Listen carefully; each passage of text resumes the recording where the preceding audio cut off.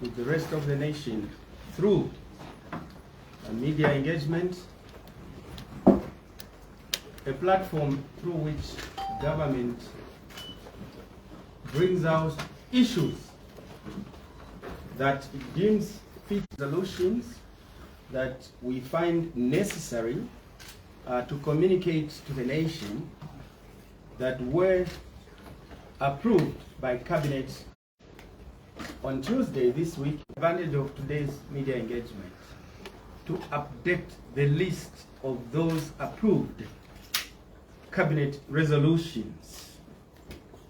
And so, after the update on Cabinet resolutions, which are very few, we will be addressing our mind to the issue that has now taken center stage in terms of debate in the nation, arising out of the ministerial statement that was given by the Minister of Justice yesterday, at which the proposed constitutional clauses and articles to be amended were made known to the public, and we will be able to address ourselves to those issues.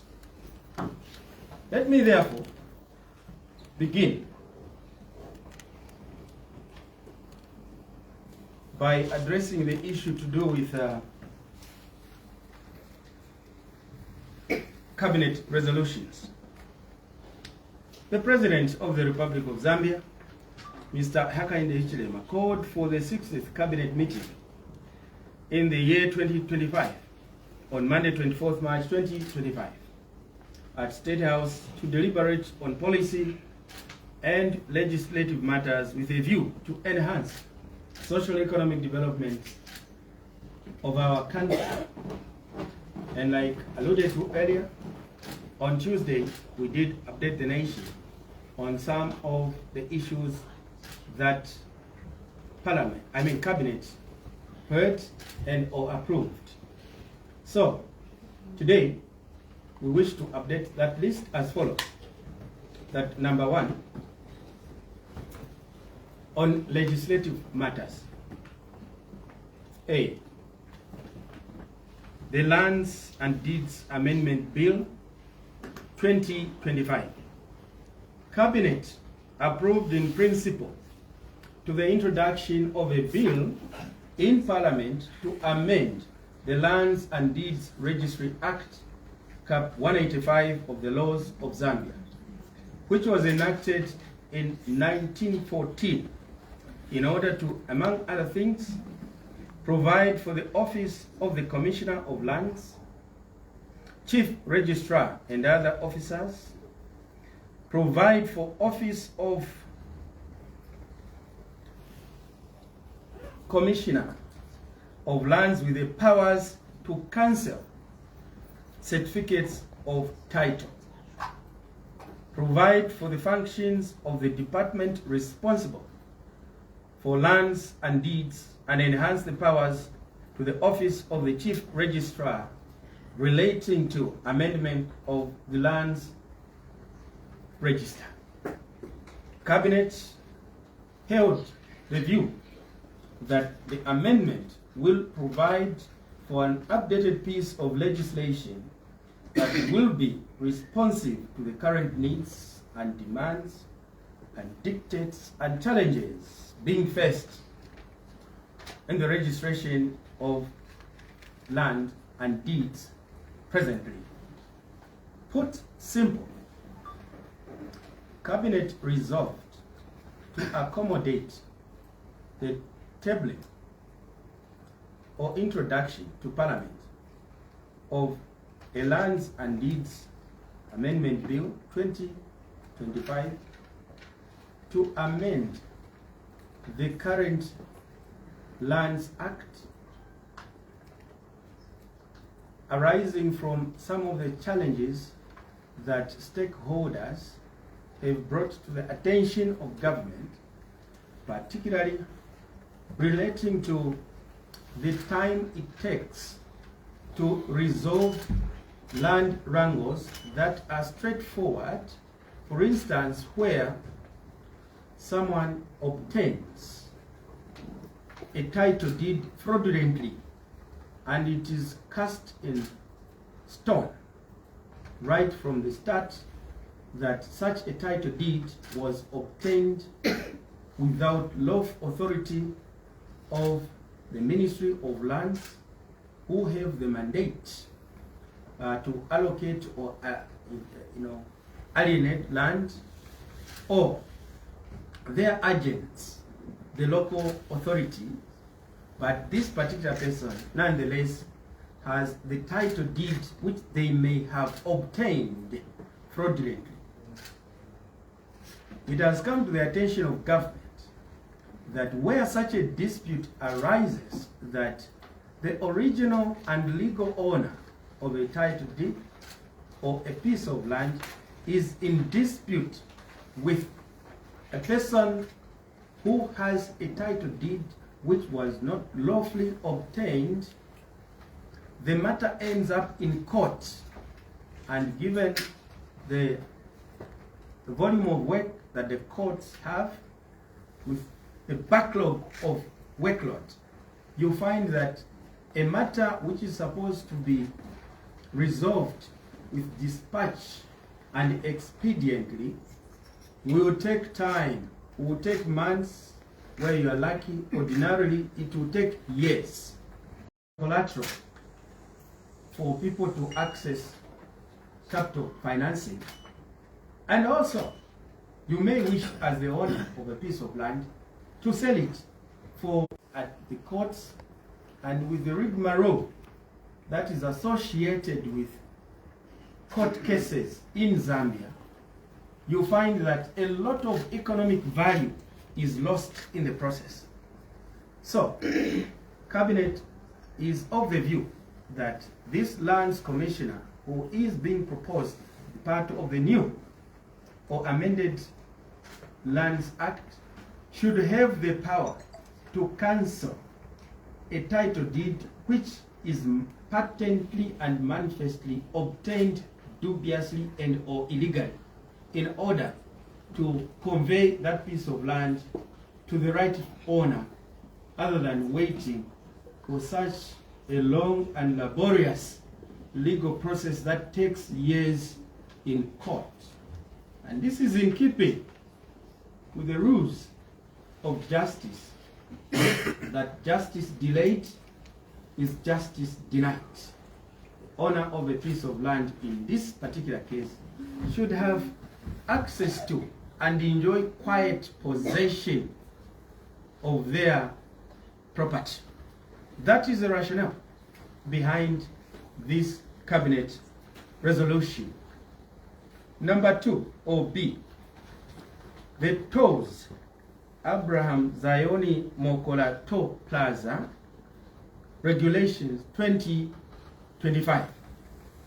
Cabinet approved the gazetting of the Abraham Zioni Mokola Toll Plaza on the concessioned Luansha Fisenge Masangano Road as a road toll collection point. The proposed toll fees structure to be paid at the said toll plaza and the Michael Chilufya Toll Plaza as provided for in the signed concession agreement for the Lusaka Ndola Dual Carriage Way Public-Private Partnership Project.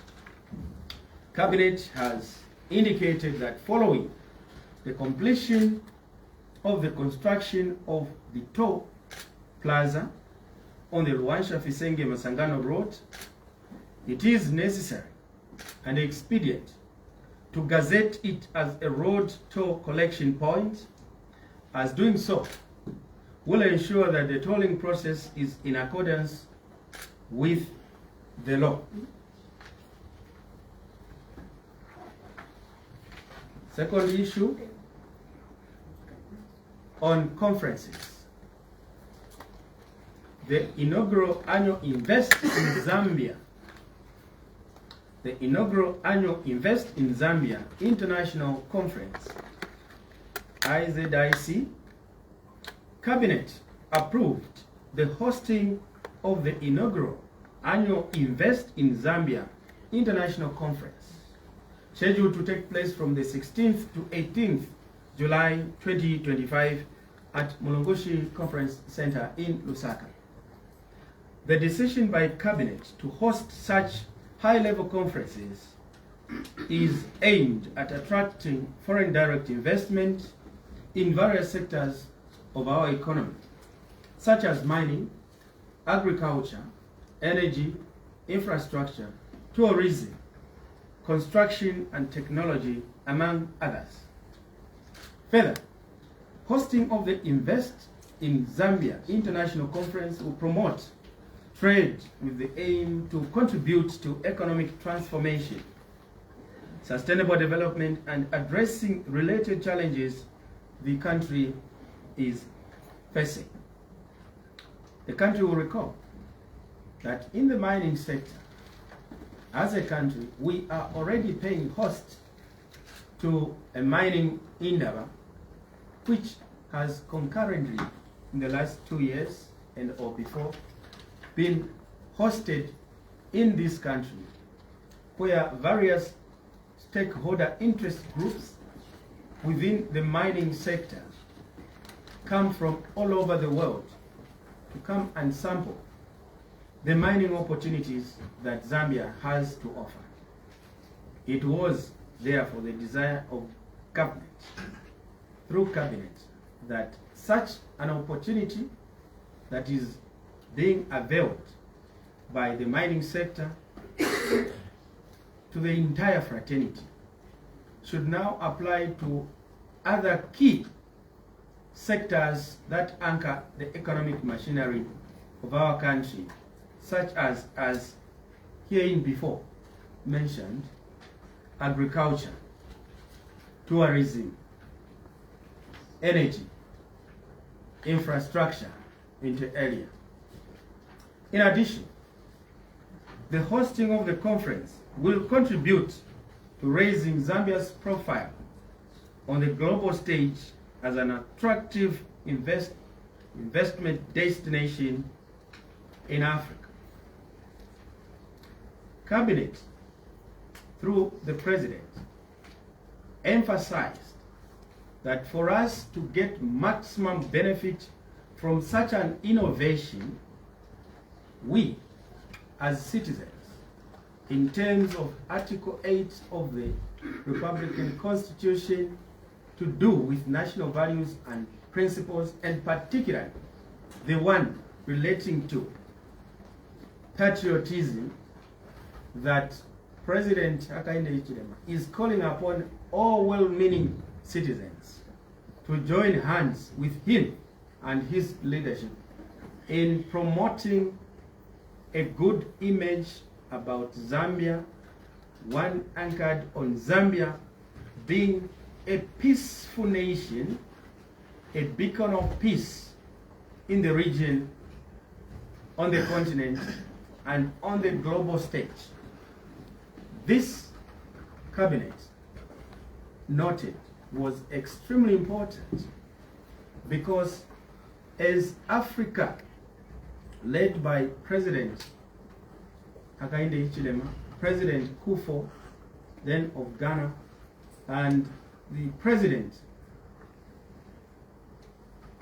of Kenya, are driving a robust and strong agenda item for the global financial architecture to change the treatment of Africa, particularly in terms of credit rating.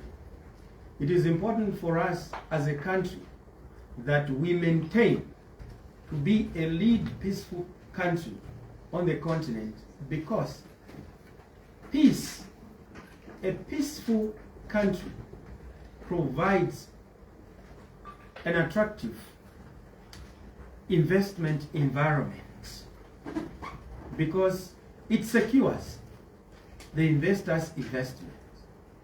No investor wants to go to a country where there is political instability, such that such instability could end up harming the business operations of their investment. Government, therefore, calls upon all citizens that we join hands together to work together in the maintenance and sustenance of the good image of our country as a beacon of peace on this platform. And therefore, that even with the enjoyment of our rights of assembly, movement, and expression and speech, we should have a nice discrimination to know at what stage we are now proposing something that is capable to have a tendency to injure the good image and integrity of our peaceful nation status.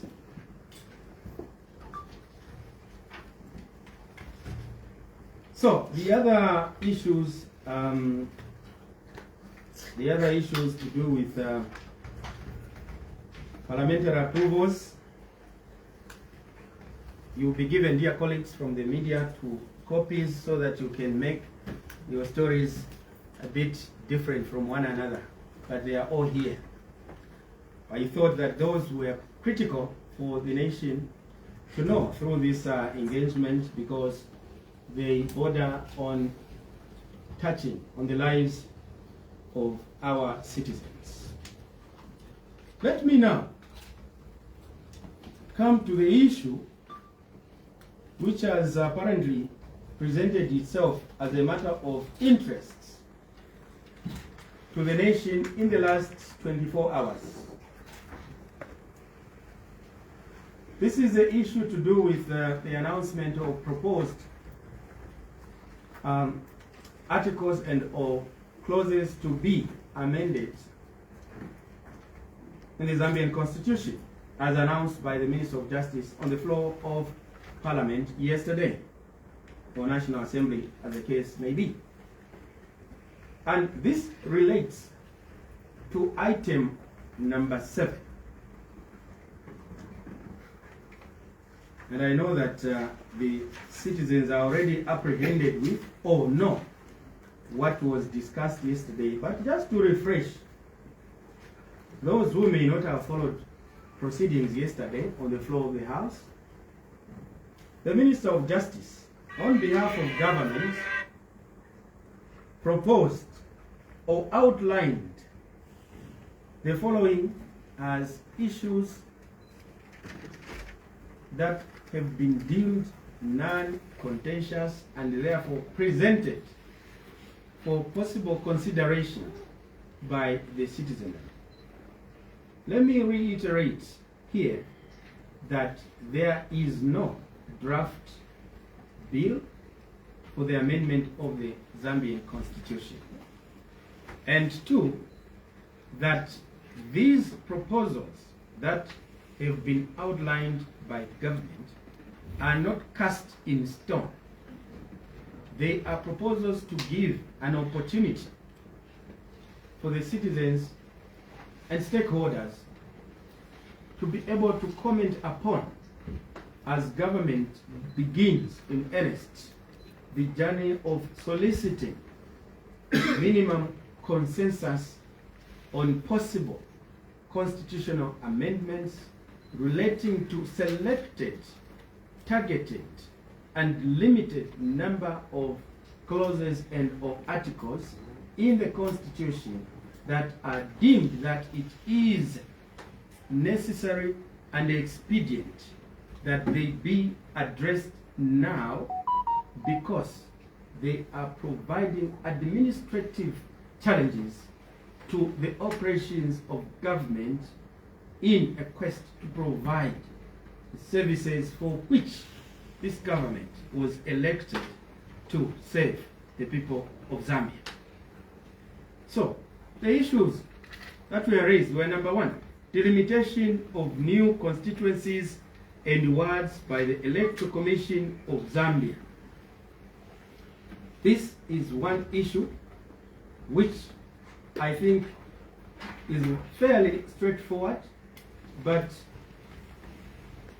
that the number of seats that may be proposed to be added to the current 156 elective seats will be a function of the Electoral Commission of Zambia. That is to say, it is the Electoral Commission of Zambia who have the mandate, I think in terms of Article 68 of the current constitution,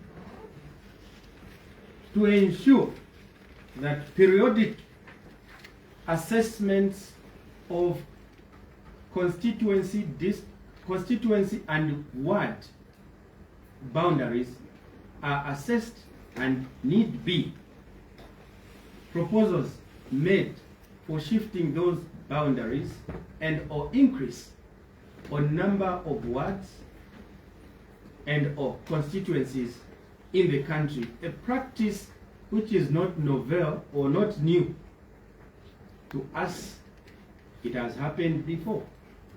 The recent one being 2016, when the number of seats, elective seats in parliament, moved from 150 elected members of parliament to 156 elected members of parliament.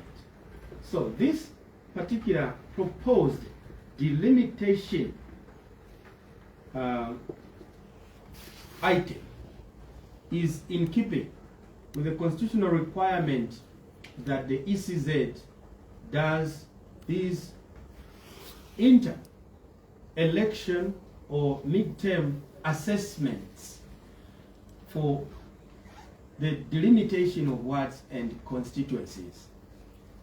That is very important, because there could be someone thinking that this is being done for the first time. No.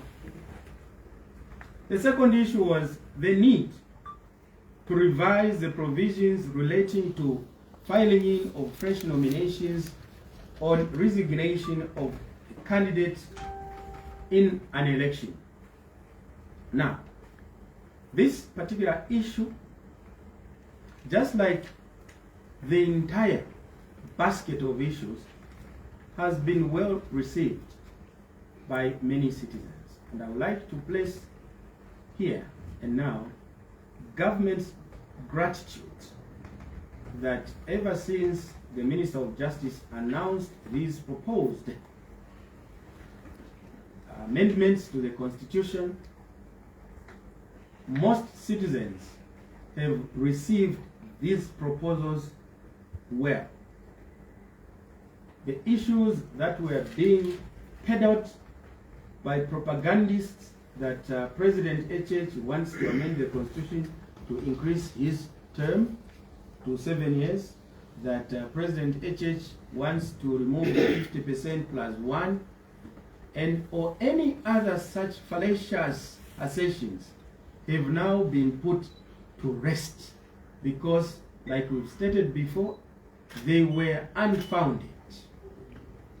We have, however, taken note that on issue by issue, there are comments for which we need as government to give perspectives, not to say that is our position cast in stone, but simply to give the citizens both sides of the coin and not just feed from the diet of one narrative. So, the need to revise the provisions relating to filing in of fresh nominations to resignation of a candidate in an election. We have since noted comments coming out certain sections of our society alleging that this should not be tampered with, because if it is changed that an election should still go on as scheduled, then there will be elimination of candidates by even means of causing death, so that your competitor is dead and then the election continues nonetheless. This, I must say, is an importation of an idea which is not part of what we are proposing. for possible amendment. What is being cured in terms of Article 52(6) of the current Constitution is a situation where, while you have already filed in nominations, a candidate decides to withdraw, causing a renomination, which is a cost both to the taxpayer and also it's a cost to the candidates, to the other candidates who would already have gone deep into the campaigns of those particular elections. So the matter here is very clear. It is about a candidate who withdraws, not one who dies. Because ordinarily, by operation of law, and even as the case now is currently, where while in the subsistence of the campaign period, a candidate dies, that particular election, whether councillor, mayor, or MP, is called off to give an opportunity for such a political party, or be it that it were an independent, to file in fresh nominations with a fresh candidate, given that a candidate who could have been carrying the ticket for that particular political party would have died. So we are not talking about somebody dying here. We are talking about where, by their own free will and volition, willfully a candidate in those elections withdraws and causes that particular election to be postponed. It is a cost to the taxpayer and to other candidates, and it is also an inconvenience. At a presidential level, that threatens national political instability, because if a presidential candidate, say 2 weeks before the presidential elections, remember we have presidential and general elections in one day. Now, in the presidential election, if a presidential candidate withdraws with days before the general election, the presidential election in that particular general election, means, as it is presently under Article 52(6), that presidential election will have to be called off, and the election for the councillor, mayor, and MP goes on. Now, just imagine the political turmoil that would arise in a country where 2 weeks or a week before elections, the presidential election is postponed.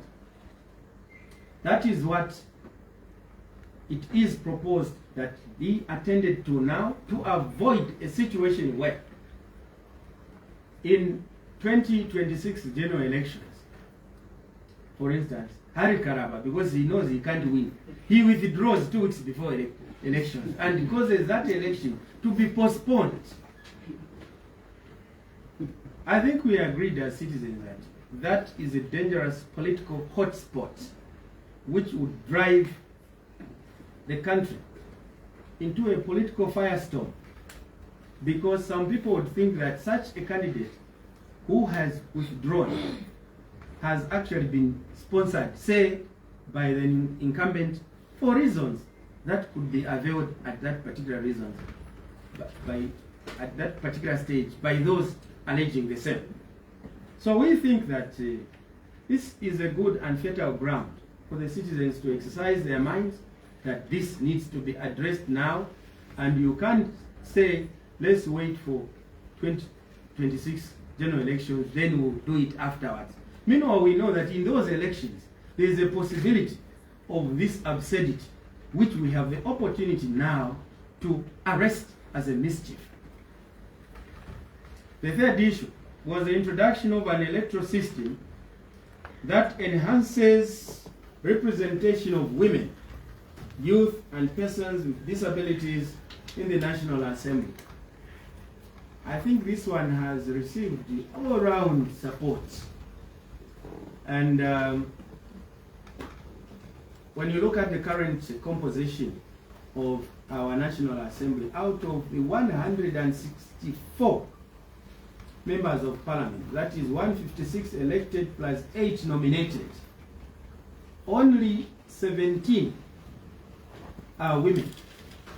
17 out of 164.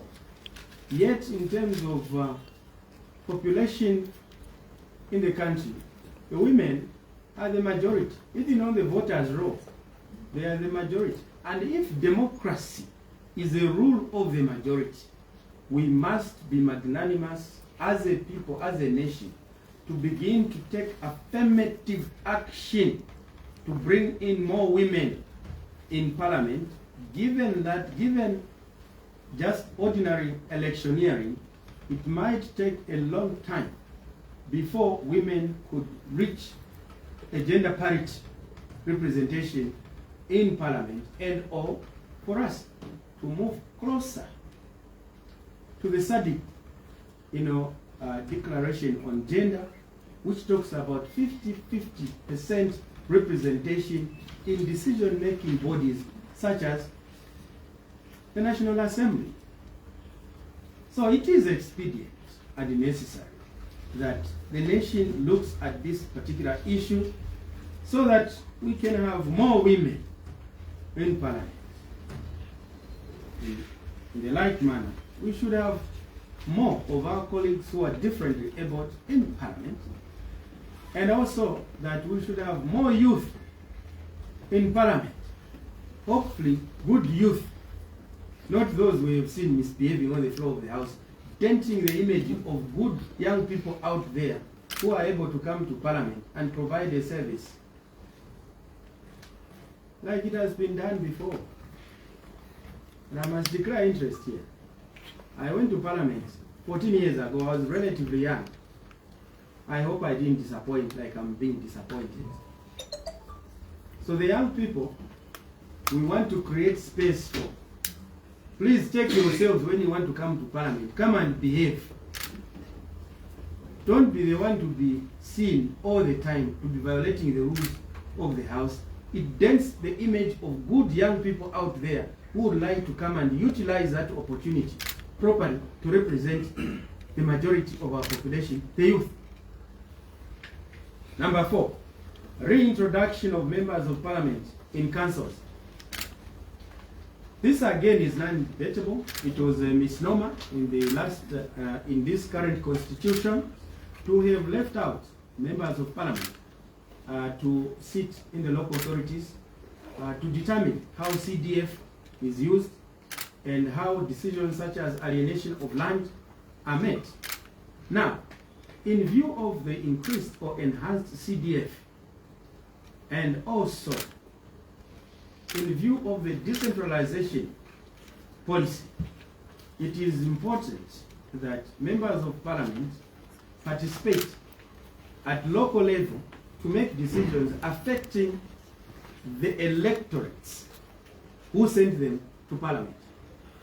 I know that some arguments have been made that in terms of decentralization, it means giving power to the people.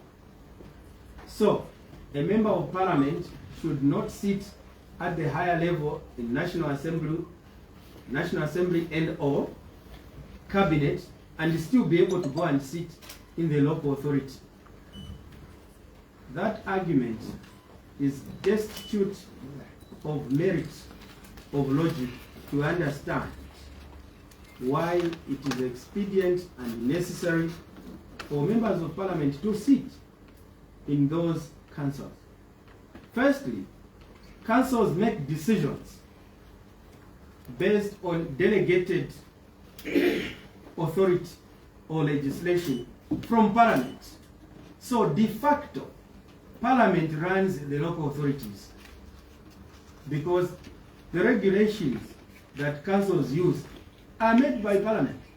1, the acts that regulate the local authority are made by parliament. 2, the statutory instruments that regulate the management of the business of local authority are also passed by a minister, say, of local government. So already you can see that there is this connection. Now, this at law, in terms of the doctrine of separation of powers, is allowable. It is called operating within permissive overlap by one body of government or organ of government through to the mandate of the other, in the like manner that the President of the Republic nominates who is to become Speaker of the National Assembly. And the Speaker goes to swear before the President. And the President also nominates who is to be a judge of the High Court, of the Supreme Court, who is to be the Chief Justice. And they swear before the President. Yet, for a president to become a president, the Chief Justice has to make such a one swear before them. So this relationship of overlap by governmental organs is the same principle that must be used in understanding why member of parliament who sits at the National Assembly and or in cabinet should still be able to have a seat in the local authority, and it also helps a quick uplifting of the views at local level where you were elected to take them to the National Assembly because you are participating there.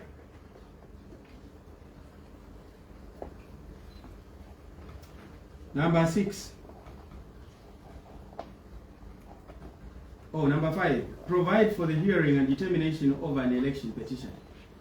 I think this one, again, the citizens will have to exercise their minds, but we are all aware of what transpired in 2016, or is it 2015, presidential by-elections, wherein 14 days, the citizens did not know what 14 days were, whether it included days over the weekend are part of 14 days. And you recall that the Concourt on Friday set a date to commence hearing of the matter on Monday. Yet when that Monday came, they only came and said, no hearing, 14 days has lapsed. Now that brought a lot of anxiety in the nation and a lot of consternation. We don't want this country again to go through that episode of anxiety and consternation and disillusionment that here this is outright robbery of an election, as the case was deemed to have been. So here is an opportunity to rectify that ahead of an election. I think this President HH means well.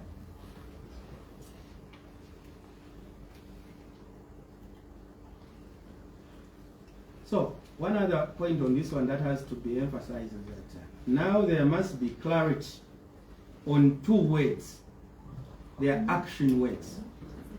To provide for an election petition to be heard and determined within a specified number of days. Because to be heard is one, you can be heard within 14 days, and the matter not determined, because there is no requirement. Now, determination means passing judgment or a ruling or a verdict. So, the proposal is that these two issues have to be made very clear this time round. The petition should be heard and determined within days as will be prescribed. I think that is in keeping with keeping the nation's political environment stable. Number 6, revise the provisions relating to by-elections. That one again is very, very straightforward, and we have bemoaned for a very long time the monies that have been wasted through by-elections. For instance, the Electoral Commission since 2021 has spent a total of 264,145,309 kwacha. This money should have built hospitals. This money should have built schools. This money should have been used to send children to school. This money should have been invested in agriculture for extension of veterinary services so that that investment can grow the economy of the country, so that with that economy we can employ more young people in the public service. Unlike electioneering every day, as if a government is elected to conduct elections. The government is elected to deliver development upon that platform of election, which takes place once every 5 years. 7, increase the number of nominated members of parliament. Now, this is what has become now the new elephant in the room, that we as government have noted the debate that is being generated around this issue, that it is positioning for the president to have an unlimited number of nominated members of parliament in the House, which then would entrench the presidency.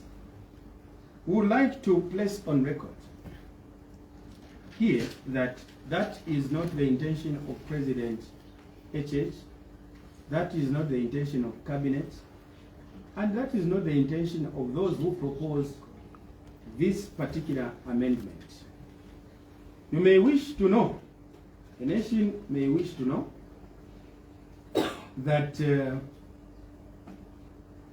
since 1991, as it was in 1996, our National Assembly has had 150 constituencies and nominated members of parliament, the number standing at 8. The constituencies have since risen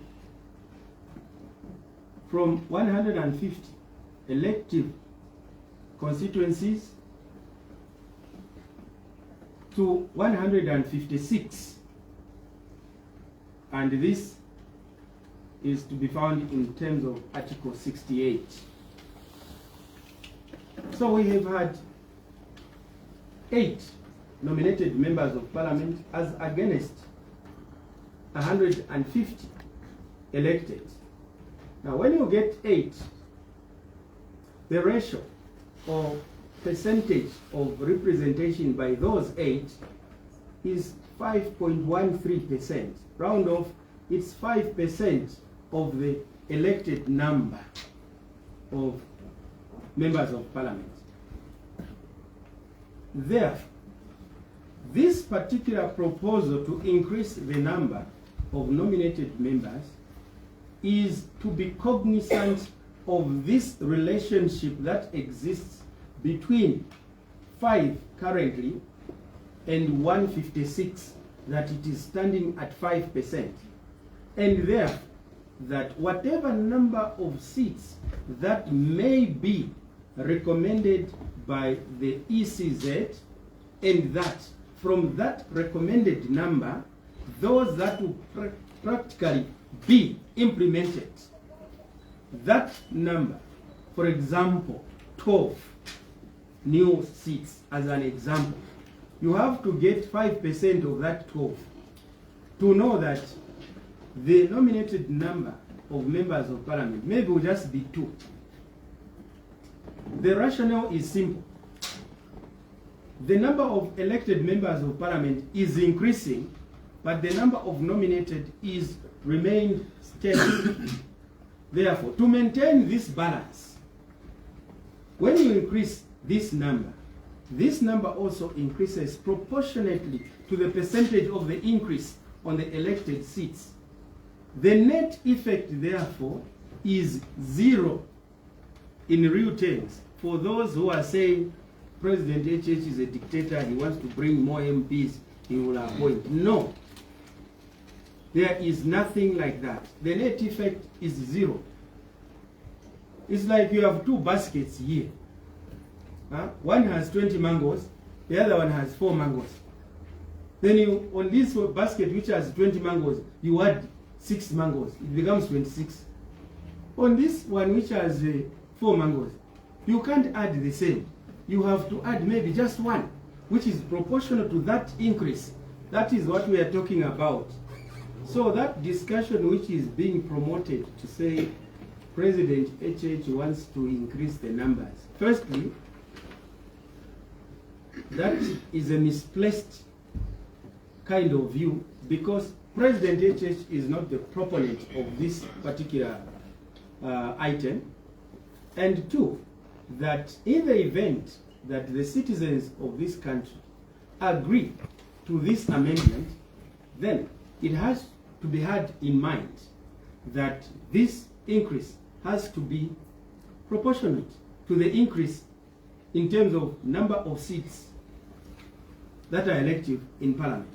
Presently, therefore, there can be no bold number to be placed against this particular item to say the nominated number of Parliament, members of Parliament will be this number, because it will be an X factor function of the number of seats that the Electoral Commission will propose to be added.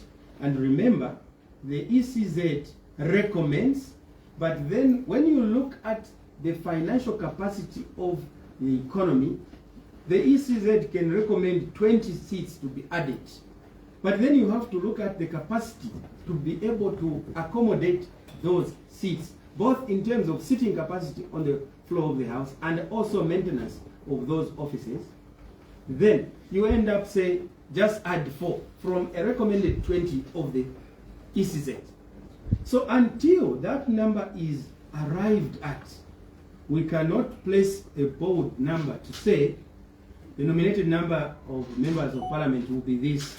But what we know from the present relationship of 8 nominated to 156 is that it's about 5%. So whatever that number the ECZ will come up with is what will inform the numbers. Let me now delve a bit in the rationale for this particular provision for nominated members of Parliament. We know it traditionally that this is a window that a president is given to take care of and include those categories of citizens that may have been underrepresented through the election, such as women, for instance, such as youth, for instance, such as differently abled. And in this particular instance, I want to indicate that there is an extra incentive which the President HH, has used this particular window of nominated members of Parliament, and that is to unite the country. President HH has used the nominated members of Parliament window to unite the country. The nation will recall that out of the 2021 general elections, presidential and general elections, 2 provinces, namely Luapula and Muchinga, did not vote for a single member of Parliament for the ruling party.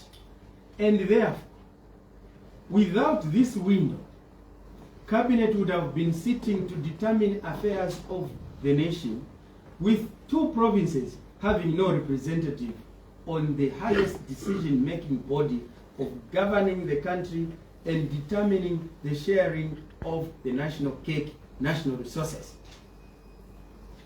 And so what has the President done? The President has used that nominated members of Parliament window to bring in 8 members of Parliament nominated. These are Honorable Peter Chiwe Kapala from Luapula, Honorable Doreen Mwamba, Honorable Felix Mutati, Honorable Elias Mubanga. Now, ordinarily, without this provision, these two provinces would not have been represented. But when you look at the 8 nominated positions available, the others are Honorable Ricardo Mufarali, who was just previously the youth chairperson for the UPND, Mrs. Mutinta Mazoka, Elisha Matabo. So you can see that at least 50% of this window of nominated members of parliament was devoted to giving an opportunity to these two provinces that did not produce a member of parliament. And that is the reason and rationale why this window and its relationship in terms of numbers, nominated versus elected, should be maintained, because it is a useful tool to be utilized for national unity. You can now see, when you look at the 25 cabinet, positions under the new Dawn administration of President Hakainde Hichilema, that actually more than 50% of cabinet ministers are coming from the same region where HH got votes less. But because he has appointed these people, I can tell you now, that's the reason that the UPND is performing well in those regions, because they've seen, oh, so we are part of this and we are part of government. That is important for national unity, for national building. So there should be no room for those who enjoy social media bliss to misinform the nation that President HH wants to entrench himself by bringing an unlimited number of members of parliament nominated to parliament. Nothing like that. It will have to be on a pro rata basis, calculated on the numbers as they are existing now in terms of the ratio 8 to 156. I thought that it was important for us to clarify this and put to rest this argument, and that speculation, when you are handling such important national affairs, should not be given enough room. Otherwise, it will be in a runaway situation, as though those who are speculating are actually stating the truth, particularly when they ground their statements as though what they were saying is the truth. What I've just said is the truth. Those social media statements that are anchored on extrapolation of a figmentation in one's mind are not what the citizens should follow. We have a country to govern, and we must govern it on the basis of truth and facts. Number 8 was the harmonization of the term of office for the members of parliament. Again, this one is not controversial, because this is a matter which was taken already before the courts of law by, I think, now in the opposition, Mr. Sakwiba Scott and his friends. They are the ones who fought for this in the courts of law. Now, this is finally going to see the light of day. And it is also in line with the dictates of labor laws that any conditions for workers should not be, when introduced, be at the detriment of the already existing conditions of service. Number 9 was the vacancy of minister's office 90 days before elections, to avoid pilferage and wastage of taxpayers' money when these ministers will be actively involved in campaigning, like we saw in 2016. This now will have to be put in black and white, so that there should be no room. Yes, we know there was a court ruling, but it must now be expressed in writing in the grand norm of our country, the Constitution. Removal of the term limit, mayor, that one it's again is non-controversial. It was a misnomer to leave the mayor to have a limited term of office when the councillor and MP on whose ticket they are elected together, they can stand until their electorates reject them. Revision of the qualification of office, all these are non-controversial, I believe. So the main issue really was on the issue to do with the nominated members of parliament. And I want to indicate here and now that President HH has delivered in accordance with his electoral commitments. And I would like to encourage the citizens to get a checklist of his electoral promises and see what he has delivered, such as debt restructuring, free education, retention of meal allowances, increased CDF, payment of retirees, resuscitation of mines, resuscitation of Kabu, Rongoshi textiles, restoration of the rule of law, ending cadreism, promoting a governance, a civil service based on meritocracy. That is why you see now, when it comes to employment, like recently teachers, results are just factored in the system. No interviews, no favoritism. You don't need to have an uncle who is a minister for you to get employed. It is your qualification. That is a merit President HH was talking about. And you have seen, I've been watching the media, where young people who have been unemployed for a long time have been employed without knowing anyone. This is as it should be. But I must also take caution that for further recruitments, like the one which just ended, please, as young people, do not be duped by anyone sending you a message to say they will help you get recruited. No one has that capacity. A lot of people were scammed, who were told that they would be helped to be recruited. This government does not use shortcuts. We do not do corridor politics of conveying envelopes to one another. No, these are the certificates. Go and help my niece, my daughter. No, it's on merit. Because we are all equal citizens who must get opportunities with an equal measure. The challenge we've had is that we have had an economy which has performed very badly. Now with this reform agenda, more people will be employed progressively. I conclude by stating here that in 2026, we do anticipate President HH to perform even better in terms of his election result. He has delivered. He has brought stability.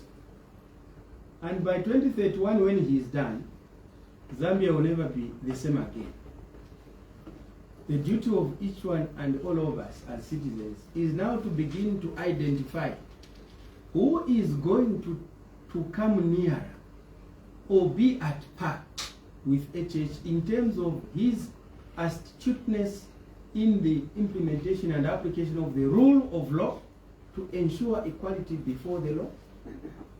And also, who is going to come closer to or be equal to HH in terms of his economic management uprightness. That is the homework. If you were at school, this is a homework I'm giving you, the nation, ahead of 2031 general elections. 2031 general election, 2026 is already in the bag. Yes, we should be real. You can't afford to change a president who has delivered like this. Who else can you bring? Who is there? Huh? Sean Temple. No. No, those are political activists, and they must continue their activism. We encourage them. The only people who are worried is us members of parliament. Because, yes, the president has delivered, and if he has delivered, we have also delivered, because we're a team. But it goes beyond that. To be re-elected as a member of parliament, you need a relationship with the people. So the president may have delivered in terms of infrastructure, CDF, free education, cash for work. He has handled the waste hunger situation in the country with a great measure of steadiness to get the country out of this storm of disaster without peril. But then, at the constituency level, it's each one for himself and God for us. So as the members of parliament, we are not that sure that we'll come back, but we are sure that President HH will come back. But some of us, we are also already sure that we are coming back. Yes. I'm saying some. Remember, I'm speaking on behalf of people, not me. Me, I can't talk about myself. It's too early. I still have 1.5 years to wait for the people of Choma Central constituency. And at that time, they will make a determination. Like they've done the last 2 times they've re-elected me. I'm waiting to see if there's anything that will change. This far, I haven't seen anything. Dear colleagues and countrymen and women who joined us on ZNBC, Prime TV, and various media platforms, Diamond, thank you for joining us. Unless we have questions that are burning, I wish to call it off here and now. Any questions? Thank you very much, Honorable Minister. Are there any questions from my colleagues in the media? Any questions? Yes, please. Good afternoon, Honorable Minister. Probably what I would want... Is your name and the institution? My name is Bright Simkos from Hope Channel, Zambia. There is something that I think is taking rounds on social media regarding the delimitation exercise as proposed in the Constitution amendment process, where, first of all, there is a headline that indicates up to 90 members of parliament coming to be added to parliament. And then there is, I think, a comment or some comments from other political players who are saying majority of the constituencies to be delimited are those coming from the UPND strongholds.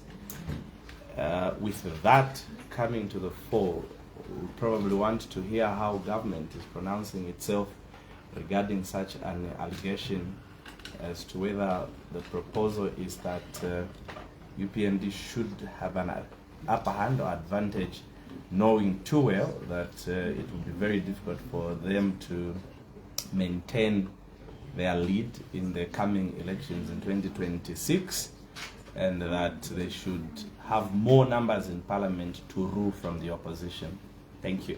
Thank you very much for that particular question. And you see, I find it difficult to answer questions that are grounded firmly into the roots of speculation coming from social media.